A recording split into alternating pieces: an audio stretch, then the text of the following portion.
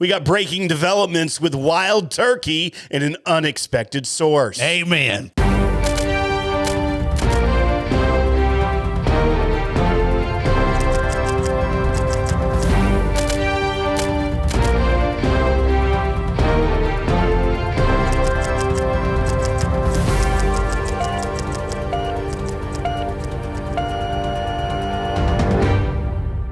Welcome back to the podcast, everyone. I'm Will, and I got my co-host over here, the Greeze. Say hello, Greeze. We have got some dadgum news to talk about, Will. But here's what we got. We got a press release we're going to read you. This comes from PETA, People for the Ethical Treatment of Animals, and they put out a press release in St. Louis. Cheers or tears, the drinks are on us. So here's what they got, Grease. Yeah. They did this under the arch in St. Louis.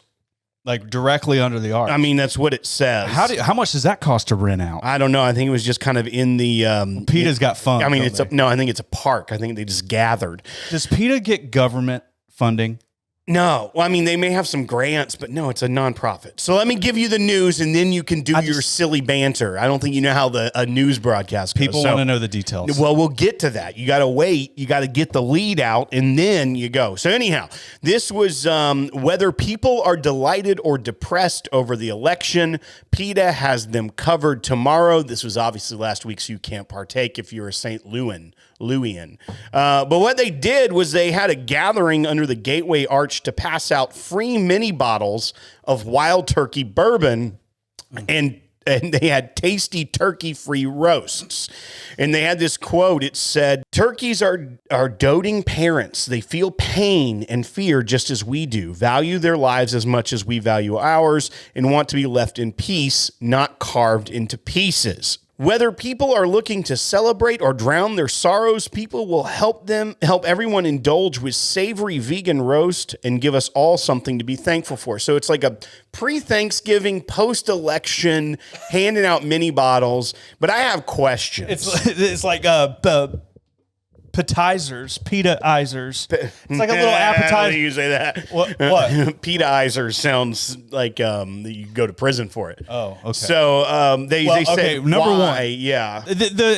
Let's just go ahead and throw out the obvious here, right? Like they don't like cruelty to animals, right? Yeah, I mean that's the whole foundation of their organization. Are they trolling people with it being wild turkey bourbon? Yeah, well, that's the whole thing. Or are they just not? They are completely oblivious. This is what they say. They say in nature, turkeys spend their days caring for their young, building nests, foraging for food, taking dust baths. You do that. And roosting in trees, and they can live over 10 years. But turkeys raised for food are often slaughtered within their first 6 months of life. And tens of millions are killed each year in the U.S. for Thanksgiving and Christmas alone.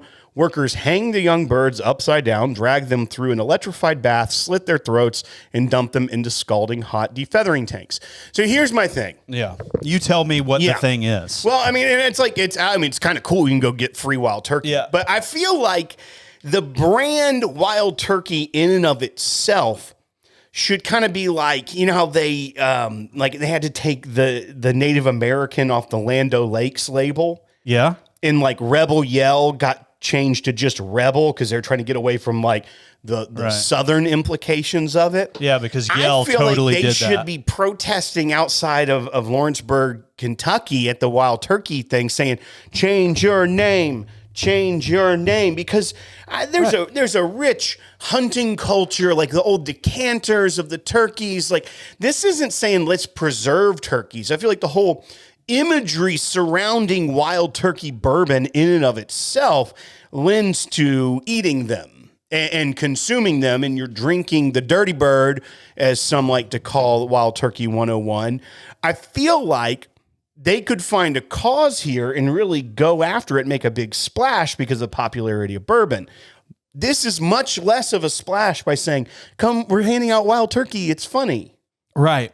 What would be a bourbon that would be worse than that? For them? Yeah, to have chosen.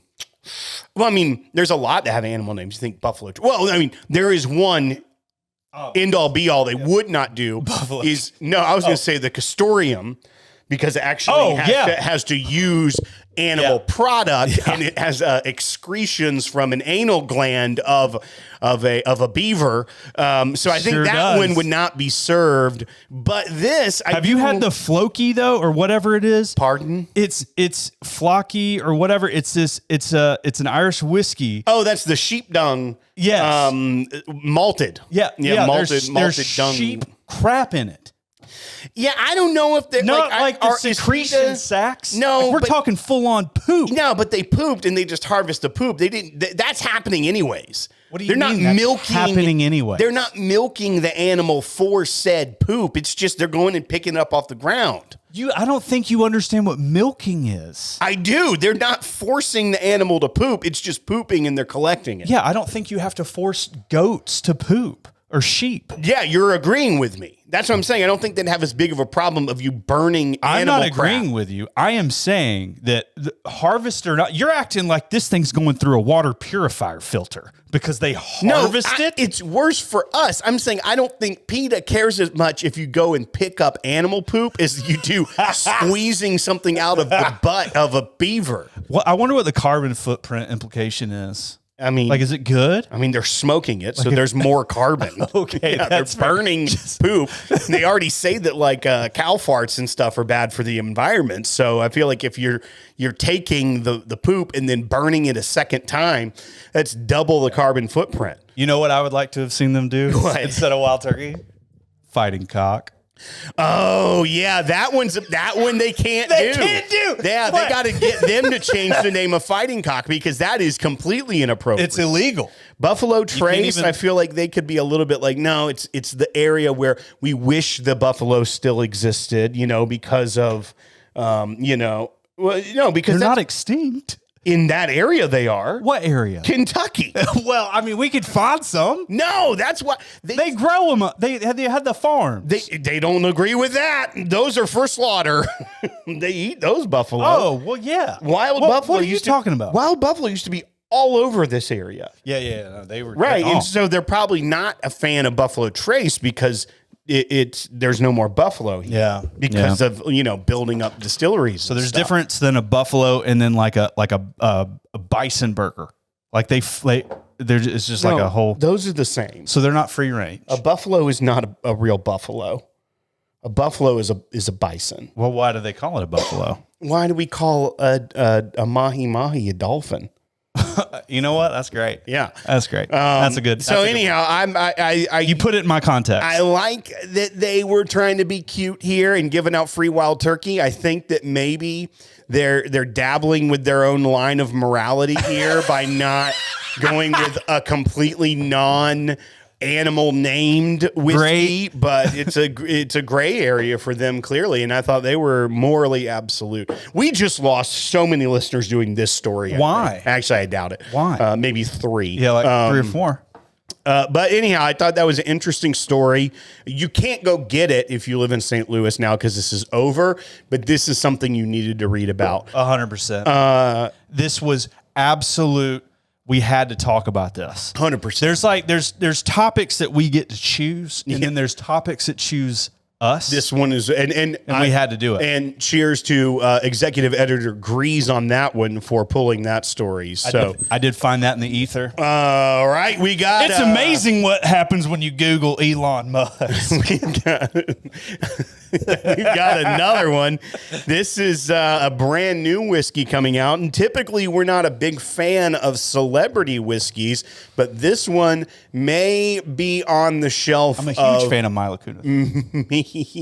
Soon. This is Ric Flair, the nature boy himself, WWE legend, has the most championships of all time, has announced he's bringing out his own brand of whiskey. This is it's because the bars didn't serve him anymore. Woo. The bars didn't serve him anymore, and he was like, you know what? Yeah. Ever since that whole thing. If there is a brand or a product that the Nature Boy would get involved with, it would be booze. Yeah. So it's Nature Boy's finely aged Kentucky bourbon. He tweeted, "Coming soon, Wooski, WOOSKY." Now, that's not really what's on the bottle, right? He sent a picture out, and it has like Kentucky whiskey. It doesn't say whiskey on it, but a lot of people thought that it was going to be called whiskey by the way he said that. There's not a lot of information on it. Apparently, this has been in the talks for a long time, but he did tweet out a picture of what a label could look like. It's gold letters and just says Nature Boy, has him as a younger man in gold embossed on there. And it says Ric Flair Bourbon. My favorite is about the concept of the label, which shows you that they're not too far along in creating this, maybe, is that it has the lorem ipsum dolor. Oh, 100%. I saw that. Mock-up of the label. They literally have like the just filler font. Placeholder. They literally text. put text box, drag, it's going to fit in here, whatever it's going to say, and left it. And he said, I'm tweeting this. And so the Nature love Boy. a good lorem ipsum. But it does say 90 proof on this alleged label. This could have just been a proof of concept label. There's no timeline of what we're seeing. But I do love the concept of a Ric Flair bourbon. I've always been a fan of the Nature Boy Ric Flair. I mean, yes, he's a huge character. I mean, there's a high-flying, profiling, limousine riding. See, John Rich is way more positioned, I think, to actually have a whiskey. At least this is Kentucky bourbon, though. It is Kentucky. Yeah, this is Kentucky bourbon. So it's not a blended whiskey. It's not an American whiskey. I think I know where the it's stock's coming from. Kentucky bourbon. I mean, you got like 3 choices. Nope. Okay, where do you think it's coming from? Think about distilleries that released a product and it ain't selling their first product and everything else after that. I'm not telling it.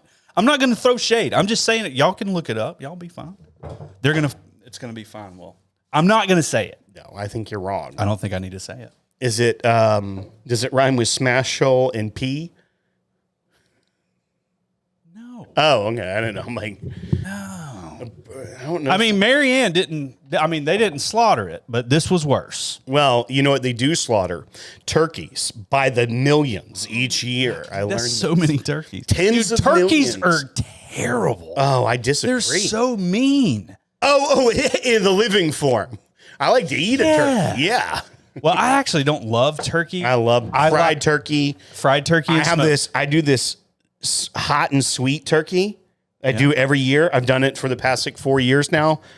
It's you rub the turkey with like honey and oil and red pepper, and then you baste it with a honey glaze during it. And it crisps up, and it is sweet and spicy, and it is real good. Nice. See, I order a smoked turkey every year from Greenberg out in Tyler, Texas. I'm not as big of a fan of smoked turkey because I think you can get really good smoked turkeys, but you can get really dry smoked turkeys. 100%. So this company does it really well. Yeah. In fact, everybody's just like, if you don't get that turkey, I'm not coming. All right. We got another news story, and this is under the category of fake news. Whoa. Is it really fake news? It's a misleading headline. It's a misleading And a lot of people went with this headline, and this is, I saw this. You sent it to me, but I already seen it. Are the comments just ripping it? No. Is everybody upset? I don't read comments. What are you talking about? I go straight to the comment. In fact, I found out every bit of context I need from the video. I don't know if there are any comments on this page, but this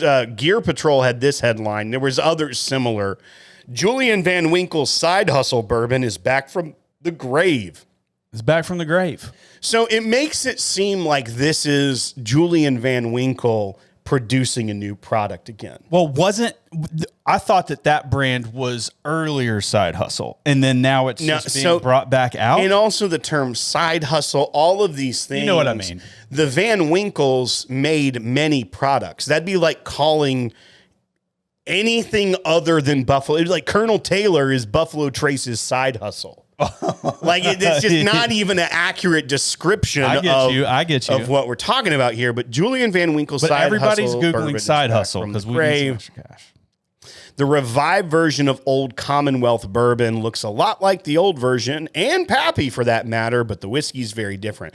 Basically, this is some people that bought the Old Commonwealth brand, which was another old from the Van Winkle family. We know that Old Fitz, obviously the Van Winkle family Reserve, things of that nature were produced by the Van Winkles. But this is not. It's not like all of a sudden it's being brought back by Julian Van Winkle III that he's like getting in on this and as a part of it. So they're trying to tie the name together, but they it does come in that cognac style bottle. Yeah, it looks. It has an old school looking label, Old Commonwealth. This is a 10-year-old cask strength bourbon that is like 130.1 proof or something to that. It's cask strength. But here's the other problem with it is that these whiskey entrepreneurs, Zachary Joseph and Andrew English, which is a nephew and an uncle that teamed up to make this, it's sourced and it's not a weeder. Which the original was a weeder. Well, which is totally fine. They didn't claim this as Pappy. No, they're trying to revive a brand. Yeah. No, the original Old Commonwealth was a weeded bourbon. This is a 10-year sourced 75% corn, 15% rye, 10% malted barley. And so 10-year-old kind of standard bourbon recipe and at cask strength, and they're selling it for $200. So they are definitely trying to capitalize off of the ties to the Van Winkle family. This gives off vibes to me of the very old Saint Nick stuff that started to come back out that was trying to take a line that was tied to heritage brands, revive it, source whiskey, and charge a top dollar premium. And I don't know, 10-year-old whiskey, 130 proof, $200 from just two people that decided to start sourcing it. I'm out on that. I'm sorry. They're leaning hard into buying a dead IP and trying to capitalize off that. They said they're intend to release more revived brands in the future, including those that are more easily accessible and cheaper. So take that what you will. They're just trying to go through old trademarks. Not a terrible idea in general. I just hate that you're coming out the gate with a $200 10-year-old product that it is what it is. You just bought some barrels and you just putting it out there. Whatever, no. This was Julian's side hustle, Will. I know that's what it is. It's like, well, okay. It's that's what Henry McKenna is as Heaven Hill's side hustle. So Elisha Craig, Heaven Hill side hustle. Heaven Hill side hustle. Here's my title: Julian Van Winkle's defunct brand rehabbed by two dudes from Florida. I have no idea if two dudes own it. That was just it was Zachary and Andrew. I told you that they the Commonwealth people. And so this is our final news story of the day. Oh, and then we're going to get into some other stuff because Greeze had a awakening experience this past weekend. I fell asleep. So this actually could have some impact on some of these brands that are, obviously now in the last few years, there's a lot more places to source from. Bardstown, Green River, the old standards, 1792 does some sourcing, Heaven Hill, all of these places, some places that say they don't, but actually do, barrel brokers that have stocks from a long time ago. But obviously everyone knows that kind of the go-to to get your foot in the door, the easiest to do was MGP. MGP has announced as of a few days ago that they are scaling down whiskey production. We've already seen the profit and the gross sales already go down. We talked about that maybe a couple months ago or whatever. But this is just of course you have to follow that. Well, why honestly, on God's green earth are you gonna? It feels a little late to me that they're just now kind of scaling back. Well, I think a lot of NDPs are a little late. Well, no, that's fair as well. But I feel like, yes, they were still supplying. Now they're starting to feel the crunch because there were probably a lot of NDPs that were still buying. So, yes, there's probably went a little bit longer. But this is from the release. It says, after sales plunged by double digits in the third quarter of 2024, U.S. producer MGP Ingredients is planning to scale down its whiskey production and focus on its branded spirits business next year. So we know that they have been doing a lot more so they're going Remus things, those brands that are very good, and they are kind of, you can already tell they've been reserving some of their best for those brands. Yeah, they purchase either Penelope? Yeah, they purchased Penelope. I feel like this is the right move for them. It's good for them to maybe have to contract that, but it also tells you like it's such a hard game because of the length of forecasting that they're just now scaling down. It means that they have a ton of overstock that they hopefully a lot of that will get aged up longer now. Oh yeah, that's what I was actually thinking. Yeah, I was like, man, if it does slow down, that means there's going to be, I'm wondering if they're It feels like they're having to react, and they weren't in the forefront of it. So, I mean, hopefully there's just a lot of stock there that can age up and we can have some fun in 10 years. What is crazy is that, so this is from the Spirits Business, which is kind of a trade magazine that wrote this up. But what was interesting to me is that their consolidated sales have dropped by 24%. That leading line said double digits. Normally when you throw out double digits in some sort of writing like that, it's you like think 11, yeah, you think 11 or 12%. No, you say nearly a quarter. A quarter. It's dropped by nearly a quarter compared to the previous year. That is pretty catastrophic. That's catastrophic. If you have a fall off, that's where your forecast is. That's pretty rough. You got to think that they might have forecasted this and has just started to like hoard some cash. Yeah. To like really get through and figure out where it lands. Yeah. I mean, dude, I don't know. But yeah, it's shocking. Jack Daniels reported their first loss in Q3 too. Yeah. And so, it's happening. Well, it's happening whether we like it or not. And that's maybe this is the great reset. Well, here's the other caveat to that. And this goes back to PETA's Day of Tears or Cheers, is that many of us have already forgotten that with some of the tariff issues back in the years ranging from 2016 to 2020, that the Europeans actually put tariffs on American whiskey. Yeah. Which, you got to combat it. So therefore, a lot of American distillers had to raise prices abroad, which they took as a moment to raise prices here. And when those tariffs went away, but there was like an agreement to like hold off on it that they finally reached, and that's soon going to expire. Yeah.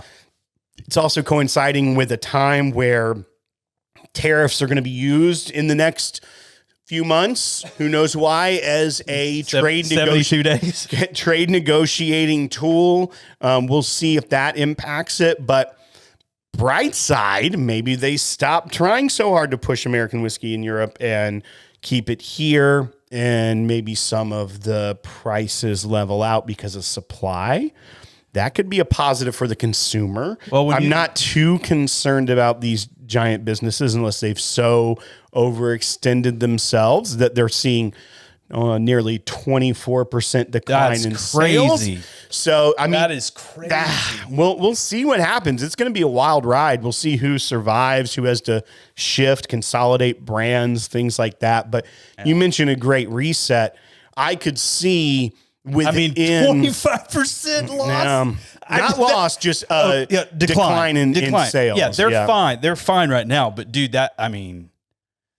have to understand that like 4 or 5 years of like crazy this, right? You got to think. I don't know. Well, what we do need to see, hopefully, is that all the let's throw another label out. maybe the time for that is coming to an end. And that's been obviously a lot of people's complaints about brands like Buffalo Trace. Like, oh, look, another thing I'll never get my hands on, which is the cliche people throw on social media. But in reality, if there was a contraction and they went kind of back to core brands, a lot of these bigger brands, just as a survival tool, I think the marketplace would be a lot better off for it. But we'll see what happens. Will's an economist. I am not. I'm not an economist, but you know a lot I about play it. one on TV. Well, you know a lot of economy. Yeah, I like economics. I think it's fun to Are you a macro or a micro guy?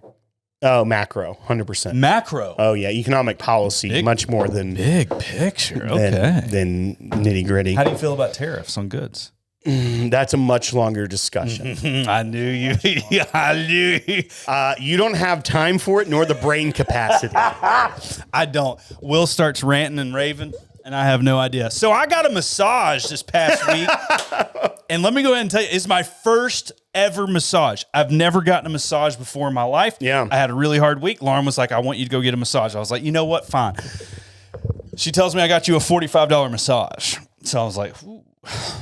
That just doesn't feel like Enough to touch me. You know what I'm saying? Well, You're I'm having to pay someone to put their hands on me. They're going to be like, I'm going to need a little bit more than $45. Yeah, and that's why he gets touched. You know what I'm telling? Yeah, you get what you get what you pay for. Right. He was in a strip mall in the eastern part of the city. It's fine. It wasn't a strip mall. Yeah. It was very nice though. It was massage. You got some dim sum right afterwards. It's great. Is massage Luxe? Luxe? What Lux. is that? Is that Lux? Yeah. So anyway, I go in there and I immediately just go up to the counter, and it's a little cute blonde girl, like college. I was like, listen. Creepy 42-year-old dude with like a white beard comes up to me and like, listen here, never been here, have no idea what I'm doing. Can you show me the menu of options? Yeah. My wife made me an appointment. Like it was obvious that I was just, I am not anywhere close to what. Fish out of water. 100%. So then she's like, do you need to go? You need to go to the bathroom? I'm finally like, I know what you mean. Yeah. Yes. You're like, I need to pee. Yes. I do need to pee because I don't know what I'm getting into. Like, can I ask to go pee in mid massage? I don't know. That's all. Massage. No. So I go to the restroom and I come out and the girl's gone. And like, I'm wandering the hallway because there's like this Zen music. It's very dark. But there's it's almost all like these you're in rooms. like a spa. Yeah. It's almost like you're at a spa. I've never been in a spa. Yeah. So I go back out to the front. I was like, hey, so like, what should I be doing right now? And so she was just like, oh, you can go right in here. There's a lounge right here. And I was like, oh, that makes complete sense. Yeah. The lounge. You get some cucumber water. Yeah. So I get in the lounge and then I get called back there and I didn't know if I was getting a guy or a girl, but I just assumed, more than likely it's probably a female. Ends up being a dude. Very nice guy. I'll get into more of that later. But I was telling him, I was like, listen, man, I don't know what on God's green earth, like there were so many things that I said that I didn't mean them in that way. Uh-huh. You know what I'm saying? Oh, yeah. Believe me, I've known you for quite some time. I know that you say things that come out wrong. Yeah. I can only imagine you naked on a table with another dude touching you, that things you would say. Yeah. Most people just wouldn't say. Right. They would just be quiet and enjoy the ride. Grease when he's uncomfortable, he's gonna talk. Yeah. Yeah. Yeah. I did ask him, I was like, so where do I put my hands? I said, what?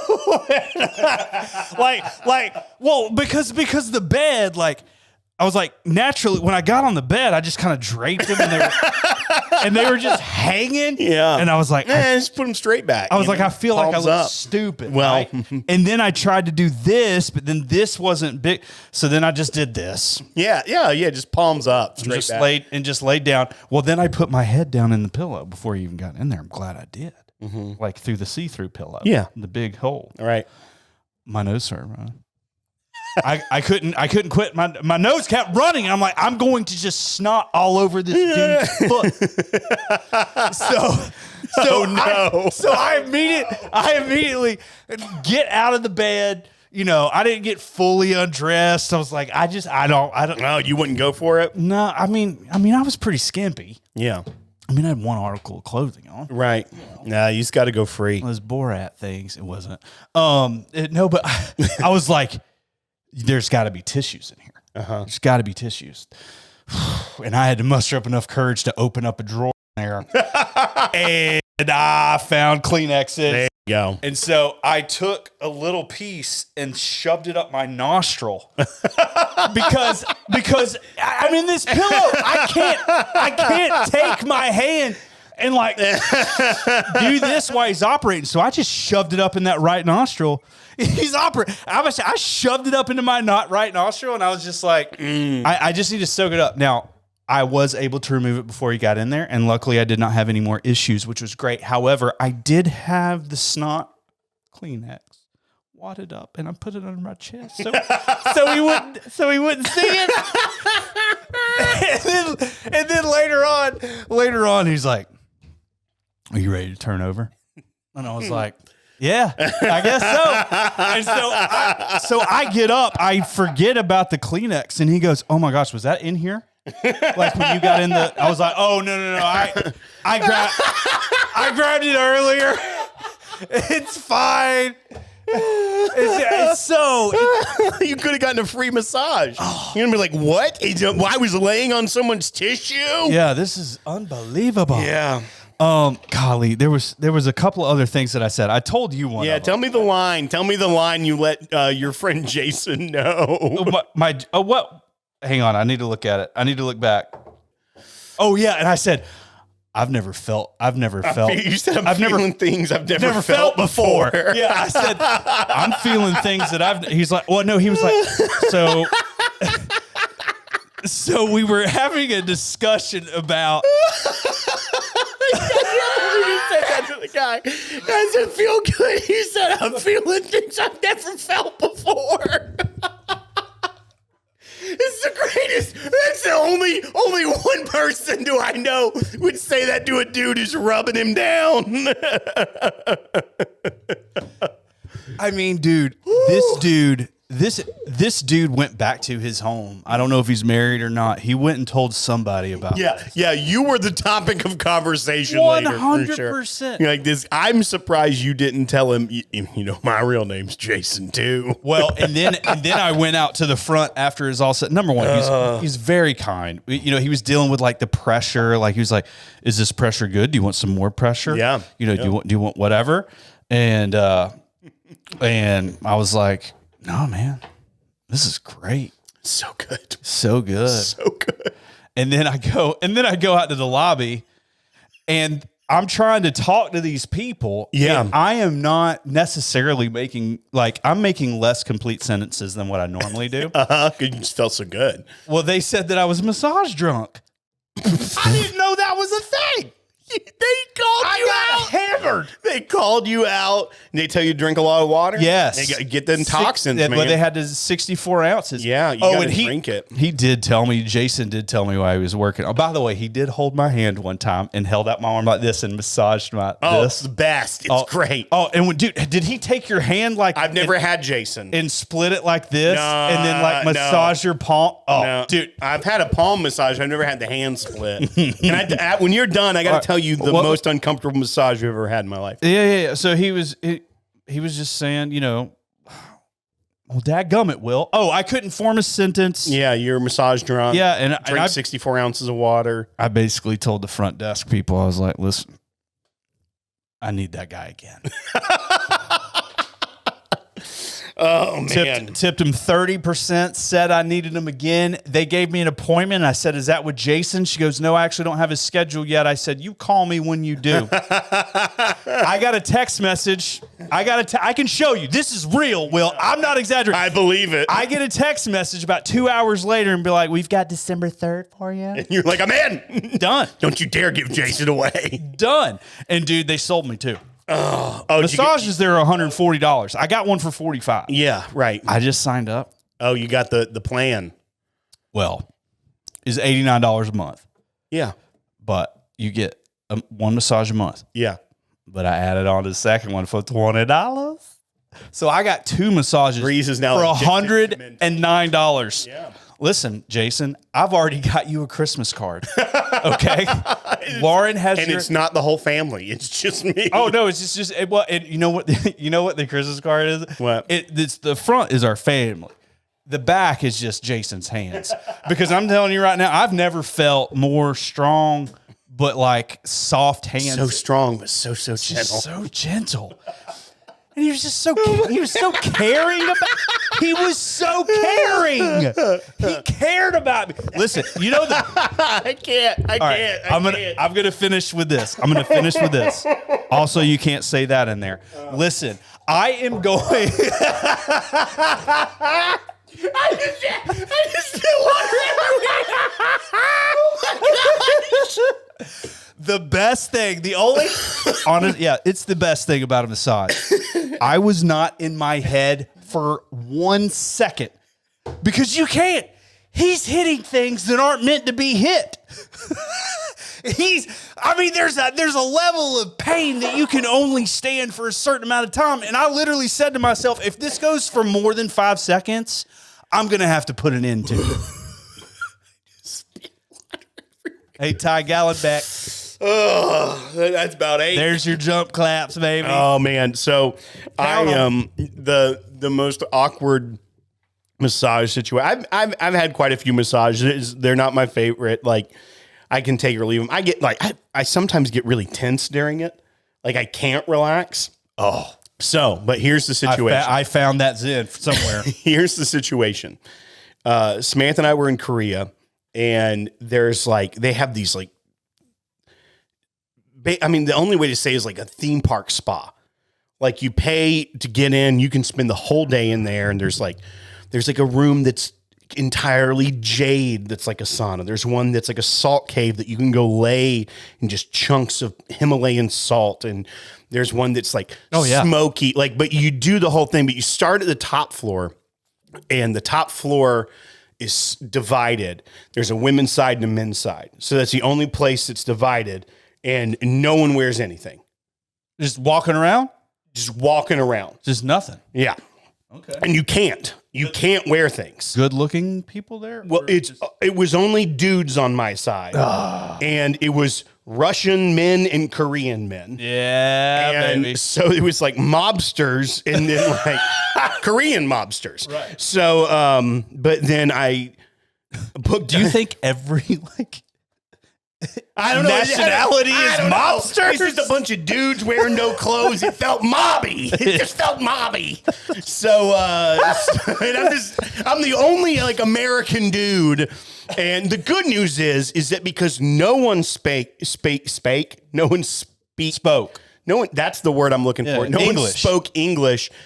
It was oddly disarming. Like I felt like I was almost in a dream. Like had no qualms about just walking around. Yeah. Did you prance? No, definitely not. I just walked him up places. If I was ever in that situation, I would be caught skipping down the hall. But then like once you go down, you have like after you leave the like segregated area, like you go into, then you have like a almost like a spa outfit you wear. And then there's all those other fun things. So like Samantha and I met back up. But when we're up in the room, you had like I had a massage book. Samantha had a massage book. She said hers was fantastic. A massage book? Booked. Like booked. During the time we're in that area. Oh, yeah. So yours was good? Just wait. Oh, we're not there yet. So I go, the guy like calls out my name and I go in. He does not speak a lick of English. So which is right. Makes sense. Right. I mean, his country, like, yeah. But I don't have my phone, so I can't do like Google Translate, like go gentle on me. So anyhow, this guy he is intense, like pressure strength the entire time. Like it hurt. So no, I wouldn't be into that. Couldn't say anything. I'd be like, listen, I couldn't be like, owie, and then all of a sudden. I realized, I'm like, wait, he just jumped up on the table. Yeah. Yeah. Then I realized he's walking on my back. Yeah. Just going back and forth. Yeah. Walking for like 5 minutes. And I was so uncomfortable and I tensed up so much. I was in pain for days. Yeah. But dude, your kegels were awesome. Because of the clenching. Dude.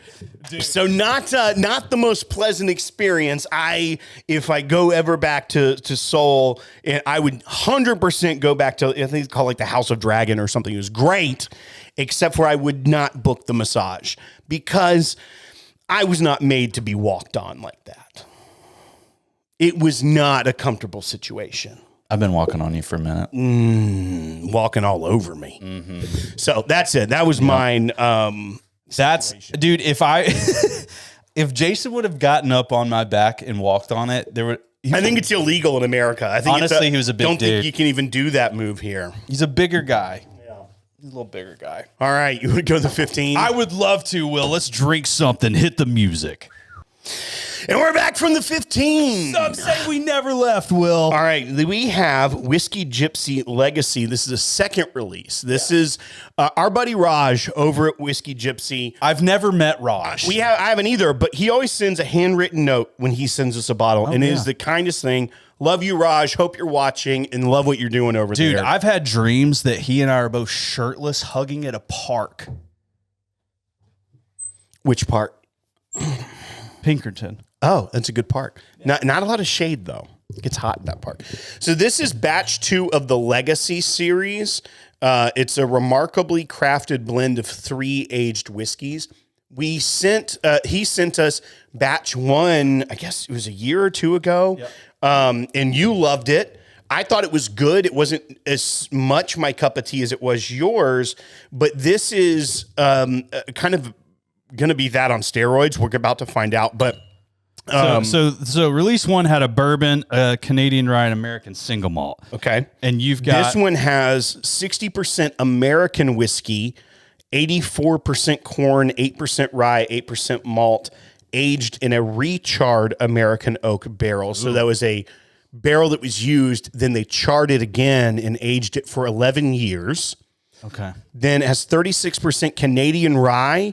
That's 53% rye, 39% corn, 8% malted barley, 18 years old, finished in tawny port, Oloroso sherry, and vermouth barrels, and 4% Indian single malt, 100% malted barley, 10 years old. So the youngest whiskey in this is the single malt at 10 years old. Then there's the 11-year-old American whiskey and the Canadian rye at 18. I've never had an Indian single malt. Have you? Yes. I don't do single malts really. Yeah. I can't. Is it Tamdu? I mean, that sounds right. I believe that's the one. I've had quite a few actually at Tarox that are. Oh, of course. They're very good. Absolutely. But this is, 3 whiskeys blended. They call this the Alchemist. And they've got their cool proprietary bottle. I've really become a good fan of theirs. I love their Explorer series. I've gone through several bottles of that. But it looks like hand-hammered Puto on the outside. Except it's Glock. Yeah, it does. Yeah. Oh, baby. That was a heck of a pop. Raj, you son of a bee. All right. Dude, why does this guy hook us up? Because he likes us. I know, but I kind of want to. He thinks you're funny. He said that? No, he did not say that. I'm just trying to make you feel good. Well, that would have done it. All right, let's go. This is 114.3 proof. And while we're trying, I'm going to look up how much it costs. Oh. What is happening, Will? 3/4 of the way through, that whiskey turns into a completely different whiskey. Oh, here we go. The finish. On the front end, it feels kind of like a more standard whiskey. It's got this, these good barrel notes to it. And then, dude, it just slides into fruit stripe gum somewhere. This is really complex flavors. Yes, it is. It's so complex. In Willy Wonka and the Chocolate Factory, when the girl eats the gum, the one that turns into the blueberry at the end. Hopefully that's not going to happen. But how she goes to the different starts chewing, and it's the appetizer, the main course. Okay, so and you're then agreeing with the dessert. Yes, it starts off with almost a. It's like woody, but then some it's barrel mint. forward. Then mint starts to come through. Yes. Then it gets savory, and then pop a fruit at the end. Yeah. No, there's a. It's almost kind of like a. What I would say is kind of like a sorbet or something like that. Kind of. It almost cleanses your palate at the end. It just doesn't make sense. That's really good. What is retail on this? Do we know? $1.99. I mean, that's It's pricey. expensive. It's pricey. It is 3 aged whiskeys. I know I just said, and here's the difference. We talked about earlier that old Commonwealth that was 10-year source, nothing really special done to it. This is 3 different whiskeys blended. Our buddy Ari, I know, helps them with blending over at Whiskey Gypsy. And I really love what he does with blending. But having an 11-year-old, a 10-year-old, and an 18-year-old whiskey in here of 3 different varieties, there's a lot of nuance and flavor and complexity in this that I'm a big fan of. So some of that fruit on the back end just went away for me. So I tried to shake it a little bit to oxidize it, or I don't know. And drop a water. Agitate it. Happens. Yeah. I'm gonna throw this in here too. This one, I liked the first one.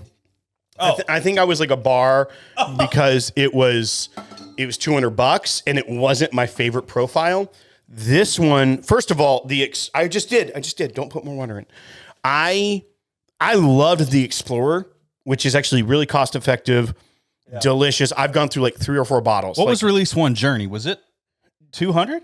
Yeah. The Legacy, which the release one was Journey. This one is batch 2 Alchemy or Alchemist. The Alchemist. Eric Church, the daggum chief. Yeah, and it's a a celebrity adjacent brand. Like he's a partner with them in this, but it's not like branded over the top.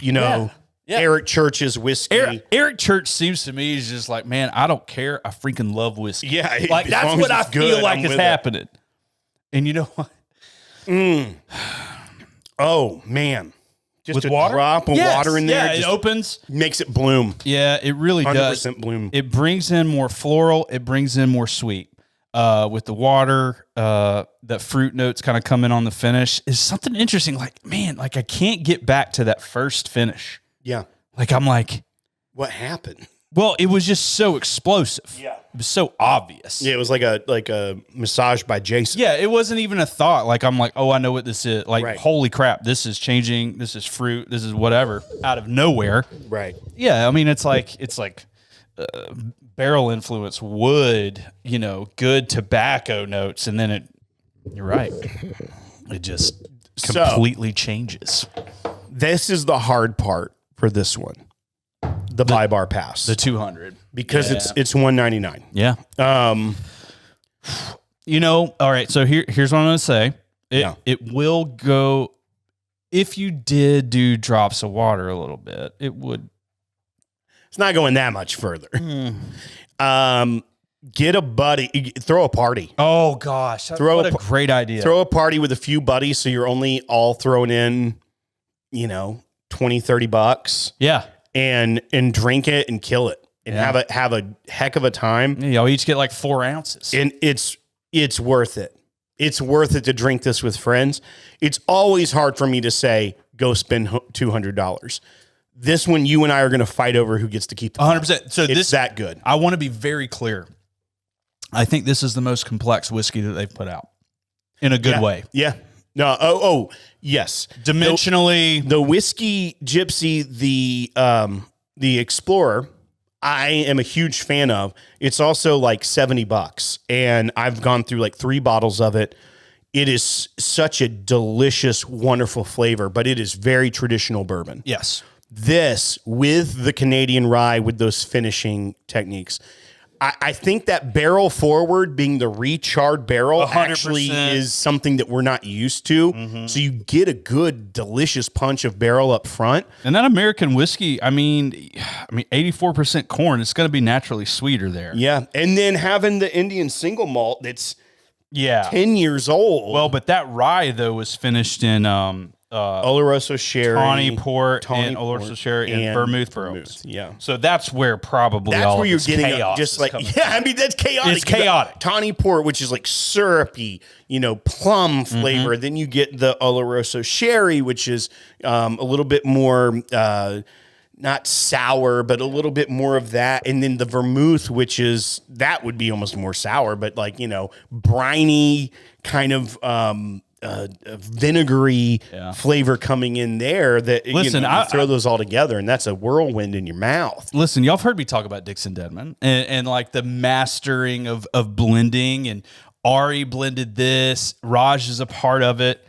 I mean, for you, anybody can make what I would call like the fountain drink suicide, right? Yeah. I'm gonna grab some whiskeys off my shelf and I'm gonna combine them, and I'm a freaking great master blender. I had that on my website at one time. Yeah.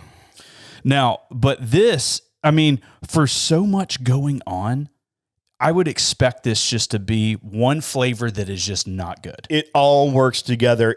They all shake each other's hands so well. Yeah. And the funny thing is if I was gonna crap on a bottle of Raj's, it'd be a $200. It would be this one. Yeah. But then I could. Well, and that's the thing is that, okay, anyone can put out a $200 bottle of whiskey these days. Oh, yeah. It's got to be different. Like, it's really hard to back it up with something that's really good. Well, you went on that rant. If you're going to put out a $200 bottle, I don't recommend it at this time, but put something out like this. So I'm going to say, because it's hard for me to say buy of a $200 bottle, just because it's like, it feels like me being PETA handing out wild turkey. Like I should get something that's not animal based when I say it, but I will say buy this, get some friends together, buy a bottle of it and just have a good time and really study it as you drink it. Like make it a night of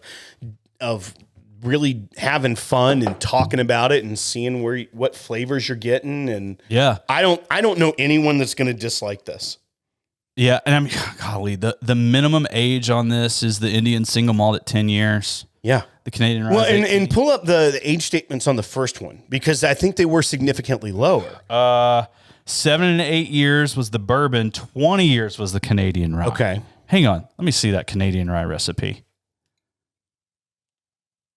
Nope, different. Different rye? This one's 91% rye in the first one. Huh. But it's a Canadian rye, 20 years old, and then it was just an American single malt. It's 100% malted barley, and that was 4 years old. So this one, comparatively, the age statement's a lot higher. I remember your mind kind of being blown, though, with that first one. Oh, it was. And honestly, that one could be better than this one. I don't know. Right. I can't find the open one. There's somewhere. It's somewhere. It may be drunk. I don't think. Yeah, I mean, yes, it's been drunk. But maybe it's not all the way. Man. I know. That was good. That was good. Thanks, everyone, for hanging out with us.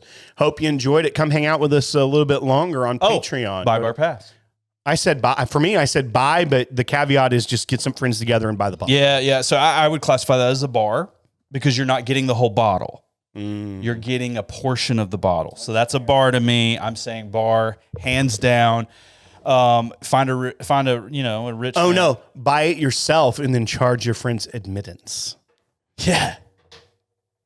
Why not do that? You could do that. That way, it's a full buy for me. But just like, here's how you do You're saying you pony up and then you sell tickets. Yeah. Just say, hey, you want to come hang out? Throw in a couple bills. So, but your bar, this is like one of the most solid bars. Like you should try this. Yeah. You should try this. When you find something that surprises you and delights you, that's, Tiny likes to say that surprise and delight is kind of his mantra when it comes to Southern Whiskey Society. Mm-hmm. That's what I'm looking for in whiskey. I want to find something that's new, that surprises and delights me. This fits that bill. This fits the bill for what I'm looking for. It is not just homogenized source whiskey that they're throwing a $200 price tag on. There is legitimately something different and unique about this, and it tastes really good. So that's about the highest praise I can say. Yeah, and I mean, same thing with our buddy Dixon Dedman. I mean, the Jim series or whatever, the single barrels, $200, the same thing. Yeah. I agree.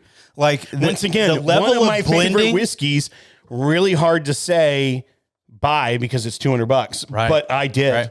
Oh, I did. Same with this. So yeah, I mean, there's definitely some whiskeys out there that I feel so passionate about that I will do that. Yeah, Raj, thanks for sending us the bottle. You're the man, Raj. I appreciate it.